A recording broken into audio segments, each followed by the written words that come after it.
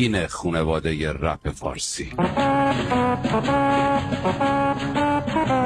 چه قدیمی باشی دایی چه تازه کار، این چراغ سبز به رژیم میمونه یادگار. شما رو آوردن تا که خونه امید شستشه، یا خسرو علی کردی که عشق به وطن جرمشه. کنار علی سیاسی یا باز خط رهبری، شما رپرای خود فروخته صف اولی. کل برنامه‌تون بوی خونه نیکارو میده، طعم یخای کنار تن کیانو میده. قطر تناب دور گردن نوید افکاری، آهنگ بیشرفی شما بازی‌ها رو میده. شما مردم ایرانو به یه ور فروختین، وجدان و شرف و وطن رو با هم جمع فروختین. حس اجتماعی میگرفتین، حالا چی شد؟ صدا و سیما رژیم و زیاد داداشی شد. یادمه میگفتیم ما تهرانیم تو کجایی دادا، فهمیدیم خواهی خور رژیم جا آباچی شد. من ریدم به رپتون و رهبر و باورتون، من ریدم به سیاه و عوامل و دامنتون. باسترید معسل با علی خانی مارمتون، من ریدم به مغزای کوچتون و عالمتون. نجمدین منتظرتونه برین سمت خدا، من ریدم فرد سر هم چاق و هم لاغرتون. حیف اسم رپر که روی شما بسیجی ها باشه، غالیبا فکر شده سردار و یاورتون.